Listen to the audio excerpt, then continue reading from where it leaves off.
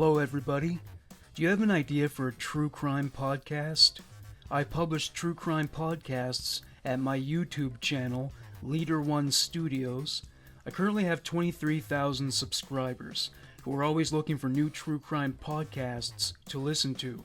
This is an opportunity to build an audience quickly.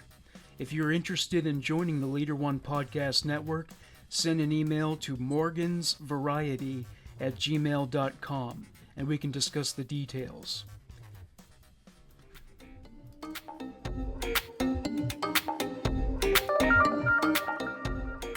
Hello, everybody. Gratitude to everybody for listening, and additional heaps of gratitude to everybody who donates to the Patreon account. You keep the show going with your donations. As I keep the expenses paid, the more content I can create. You can donate at www.patreon.com/leader1. Or, if you'd like to make a one-time donation, you can send one through PayPal at morganrector331@hotmail.com. Remember, there is no minimum donation, no maximum donation. If $1 a month is all you feel like you can manage, especially in these difficult times, it's still appreciated. Thank you for everything and enjoy the show.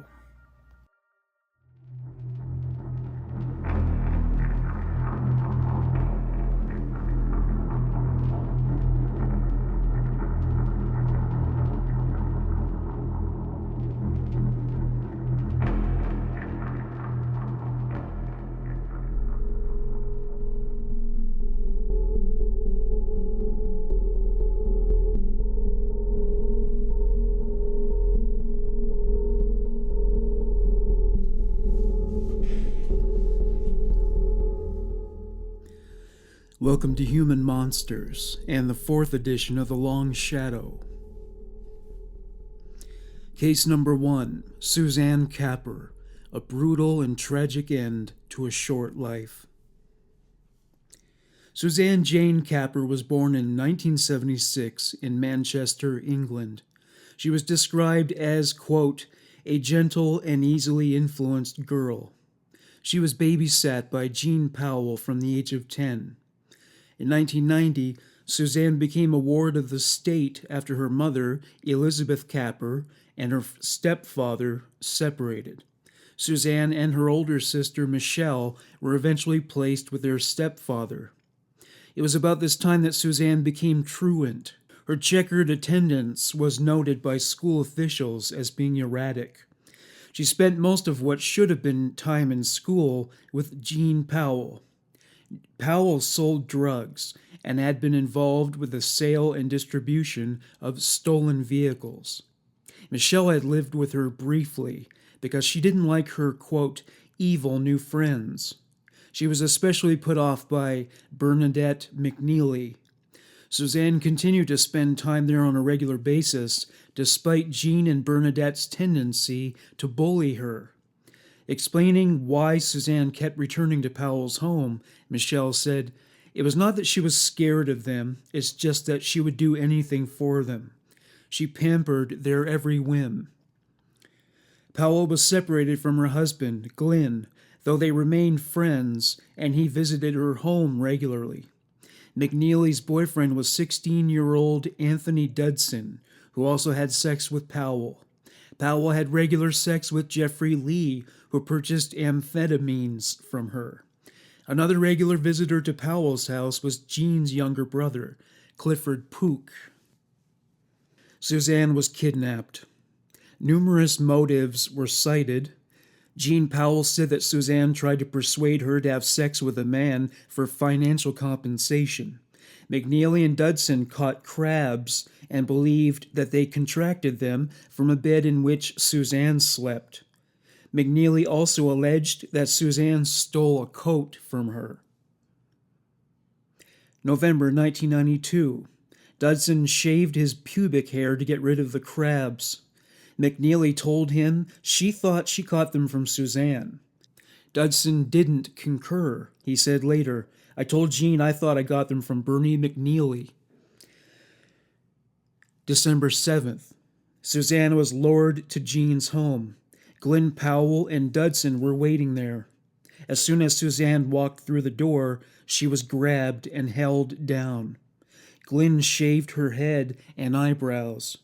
He forced her to sweep up the hair and put it in the garbage. After she was finished with that task, he placed a plastic bag over her head and walked around her, hitting her on the head all the while. Jean and Bernadette started kicking her. At one point, they had her on the floor, withering from the attack. At one point, the women took turns beating Suzanne with a heavy wooden object of some kind. They graduated to whipping her with a belt. Suzanne was taken from there to the bathroom and forced to shave off her pubic hair as, quote, ritual humiliation in revenge for having caused, as they claimed, Dudson and McNeely themselves to be shaved. Jean Powell followed up by locking Suzanne in a cupboard and leaving her there overnight. In the morning, Suzanne was released from the cupboard. She was brought upstairs, where she was locked in another cupboard. December 8th, Suzanne, still a captive, was taken to Bernadette McNeely's house because hers and Jean's children were disturbed by the sound of Suzanne's crying. She was tied spread eagle to an upturned bed with a power cable in a back room downstairs. Over the subsequent 5 days, Suzanne was subjected to numerous horrific tortures. She was beaten frequently. She was injected with amphetamines. They burned her with cigarettes. They placed headphones on her head and blasted the song Hi, I'm Chucky, Wanna Play by 150 volts at top volume on repeat. Every time McNeely spearheaded another session of torture, she would begin by saying, Chucky's coming to play. At some point during that period, Lee and Pook paid a visit to the house. They saw Suzanne blindfolded and gagged while tied to the bed. By this point, she had been lying in her own urine and feces for days. She was placed in a bath that contained concentrated disinfectant. She was scrubbed with a brush that was so coarse it rubbed her raw. Pook participated in her torture in his own right, yanking 2 of her teeth out with pliers. He kept the teeth as souvenirs, which were found at his house and included as evidence in his conviction. To quote Dudson, I stood at the doorway with Jeannie Powell and Bernie McNeely. Cliff Pook took her gag off. He told her to open her mouth. He said, right, I'm going to rip your teeth out. He started hitting her teeth with the pliers. He got the pliers on and started pulling it out, but it just snapped and chipped. Then he hit them a few more times. He put the pliers on again and really pulled. He pulled Suzanne's head forward until there was a snap, and he had the tooth in the pliers. He did the same again, and he was laughing. 18-year-old David Hill was asked to, quote, sit in at the house. While he was there, he heard Dudson shouting in the back room. When he investigated, Lee showed him Suzanne. It was obvious to Hill that she had been tortured, but he did not free her. Explaining this, he said, she asked me if I could help, but I told her I couldn't. I asked her who she was. She said her name was Suzanne. She asked me if I could untie her. I said I couldn't do anything. Hill said he was too afraid of Lee to intervene. He said, I thought they would batter me. If I'd said anything, they'd all have got me, wouldn't they? I didn't know what to do. I was too shocked to do anything. Lee and Dudson even helped Suzanne's sister's fiancé, Paul Barlow, fix his car, while knowing Suzanne was bound and tortured in the house. Barlow said, they could have told me there and then. The door would have been kicked down, and I would have got Suzanne out. I did not think they were capable of such savagery. Now all I want is 10 minutes with them in a back room. When the attackers heard that Suzanne was about to be reported as a missing person, they agreed that she had to be removed from the house. December 14th. Suzanne was forced into the trunk of a stolen car and driven to a narrow lane 15 miles away. Bernadette McNeely giggled as they commuted. According to Jean, Suzanne was pushed down an embankment into a patch of brambles, where McNeely poured gasoline on her. She, Glenn, and Dudson all struggled to set her on fire.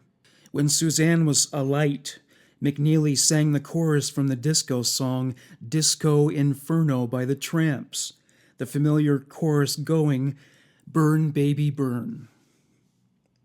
Once they were sure she was dead, they left, stopping for beverages on the way home. Lee and Pook were in the house when they arrived. Once her assailants left, Suzanne rose to her feet and walked up to Comstall Road.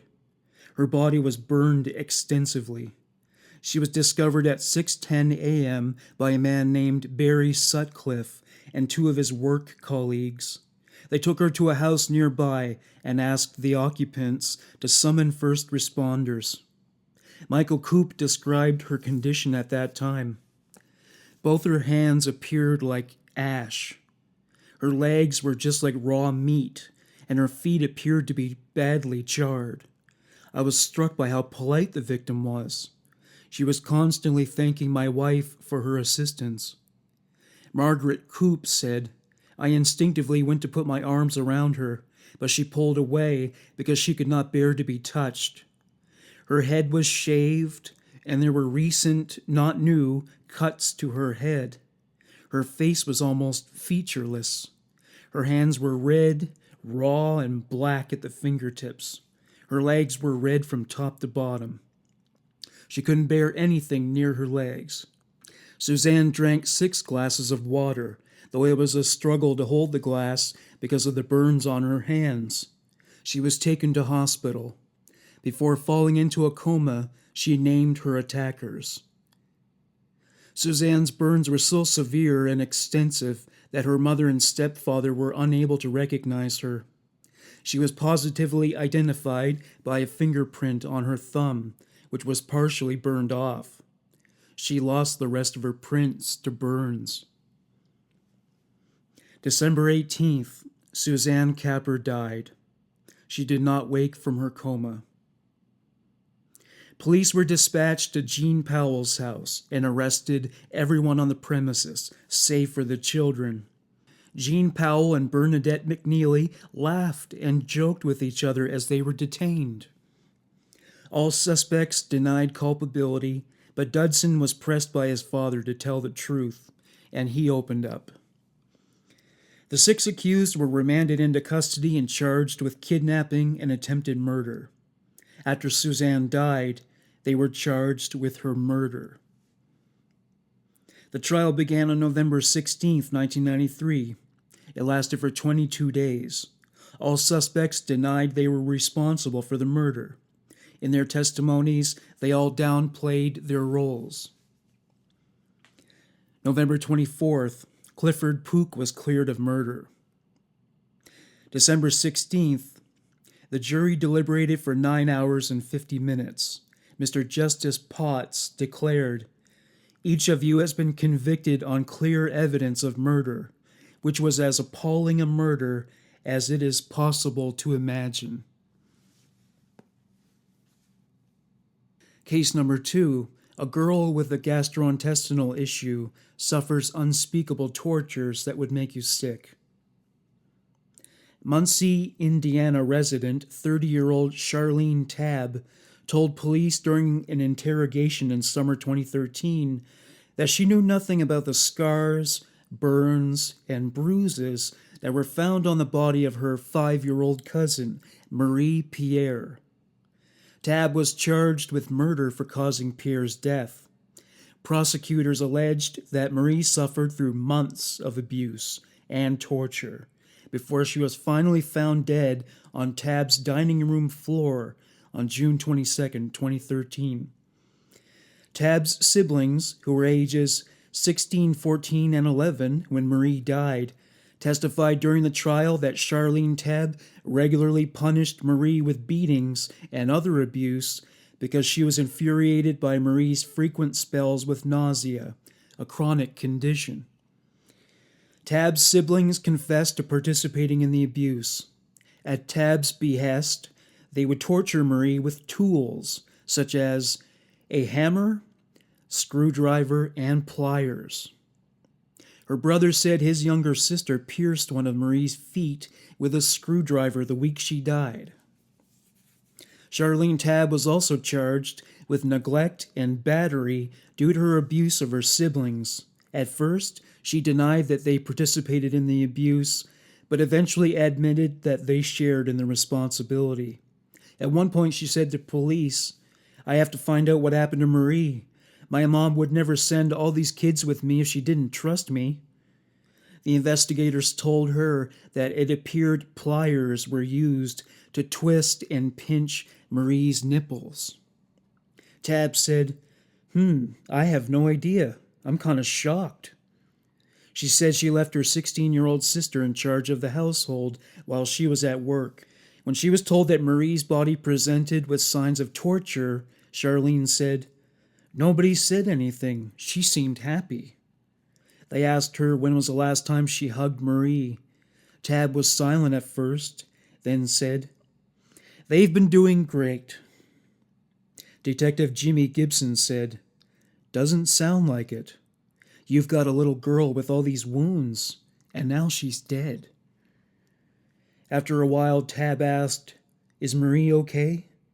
Detective Gibson said, "She's passed on." Tab started crying. She said, "She's here. She has to be okay. She was just fine before I left for work."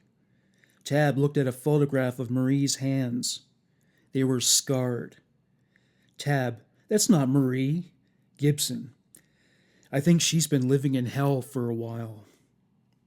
Gibson told her he found out from her younger sister that Charlene was upset about Marie's indigestion problem, which had her vomiting up to 3 times a day. Tab, "It was common to all of us. We didn't pay attention to that."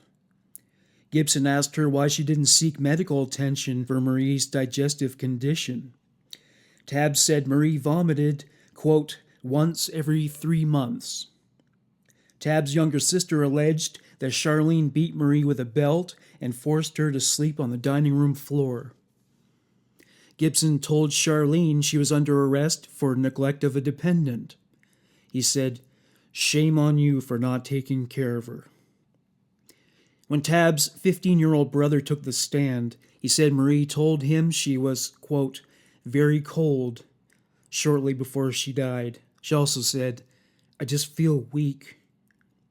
The boy admitted to using a hammer to strike Marie, which left a gaping, baseball-sized wound on her buttocks. This was done the week she died. He said 2 days before she died, his younger sister pierced her foot with a screwdriver and smashed her toes with a hammer.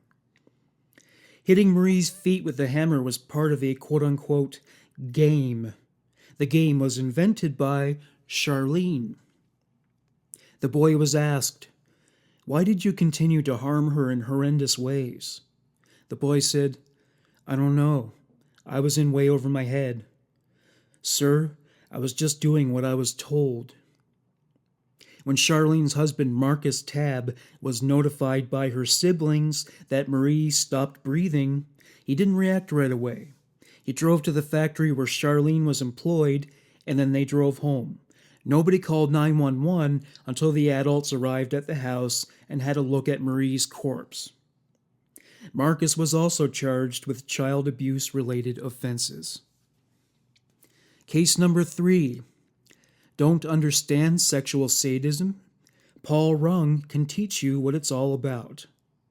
Not much is known about Paul Rung's childhood other than he was born on January 28, 1970 in Oak Forest, Illinois.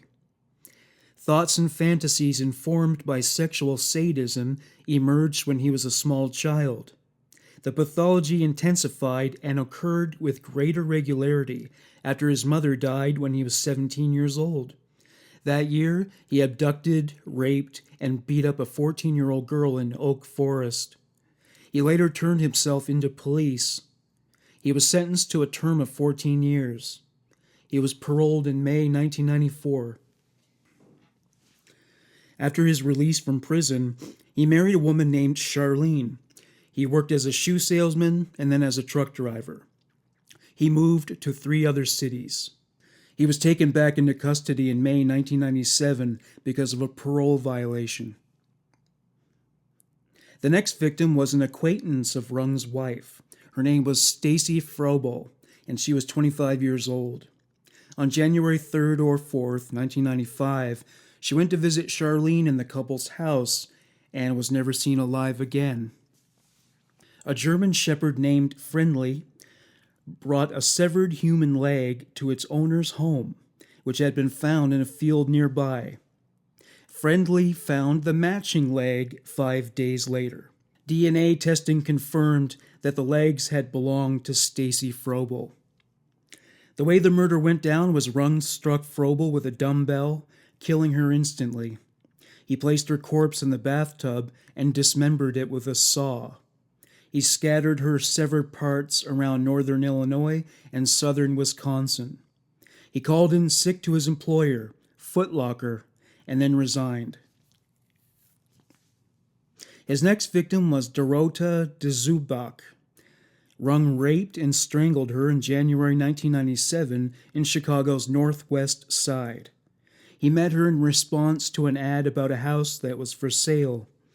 Firefighters found her remains while extinguishing the flames in her house. February 3rd, 1997.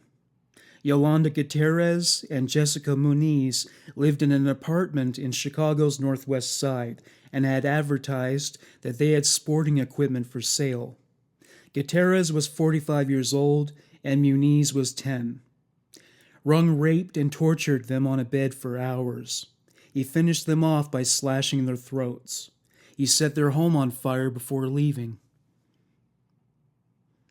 March 1997. Paul Rung approached 42-year-old Kazimiera Perok about buying her condominium unit. He raped and strangled her. He set her home on fire, after which her charred body was found by firefighters. While Rung was in prison, DNA evidence linked him to the Gutierrez-Muniz murders. He confessed to committing the other 5 killings. He also admitted to killing a prostitute and dismembering her body and discarding the remains. January 2006. Rung was convicted and sentenced to death. The sentence was commuted when the death penalty was abolished in Illinois in 2011. He remains in prison. Case number 4. Shocking, not surprising. Another woman raped and tortured in India. In New Delhi, India, a 20-year-old woman was abducted and gang-raped by a group of men as a so-called revenge attack. Her head was shaved, her face was blackened, and a garland of shoes was placed around her neck. She was punched and slapped as they paraded her throughout the streets. Video footage of the incident went viral, leading to widespread outrage. In the video, a gaggle of women can be seen forcing the woman to walk and striking her as she did. Their actions were celebrated by a crowd of onlookers who provided moral support to the assailants. The family of the victim has said that the attackers were connected to the family of a teenage boy who committed suicide in November 2021. They said the boy was stalking and pursuing the victim obsessively for a long time, but she consistently rejected him, whereupon he took his life. The victim is married and has a 3-year-old son. Her sister said, "He fell in love with her. He used to keep calling and asking her to leave her husband to be with him. She would always refuse." After the boy's death, his family threatened the woman so many times she changed address. Police are closely guarding the safety of the victim's family. New Delhi police are investigating the case and expect to arrest others soon. Delhi's Chief Minister, Arvind Kejriwal, called the attack shameful and called for swift action against the guilty parties. Sexual violence against women has seen a recent uptick in India. Legal penalties for rape have been adjusted to increase in severity as a means to discourage sexual assault in the country, but it has had little effect. In fact, in 2019, over 32,000 rapes were reported. In other words, rapes of Indian women occur at an approximated rate of about 4 an hour. Considering that rapes are typically underreported, the rate could be much higher. Case number 5. They have serial killers in South Africa too. Maake Cedric Maki, also known as the Wemmer Pan Killer, was born in South Africa in 1965. He moved to Johannesburg as an adolescent, where he eventually became self-employed as a plumber. He married and had 4 children in Limpopo. He had a girlfriend in Johannesburg. When he was 33 years old, he was living in La Rochelle, Johannesburg, when he became a criminal, seemingly without a triggering event. Throughout 1996 and 1997, Maake committed a minimum of 27 murders. He was dubbed the Wemmer Pan Killer because it was in the district of Wemmer Pan in Johannesburg that he killed most of his victims. His killing spree began in April 1996. In the beginning, law enforcement assumed that the murders were committed by 2 separate serial killers. 2 investigations were launched, one to find the so-called Wemmer Killer, and another to find a culprit responsible for what was dubbed the Hammer Murders. December 28, 1996. Antonio Alfonso was working in the Hill Gardens Cafe in High Street, Rosettenville. Maake entered the cafe and, without provocation, assaulted Alfonso with a hammer. He stole money from the cash register and left. Alfonso survived. January 6, 1997. Maake entered a store owned by Magen Kanji. He struck him with a shifting spanner until he rendered Kanji unconscious. He stole 5 pairs of pants. January 8th. Maake bludgeoned Kenny Chan with a hammer at his place of business and stole money from the cash register.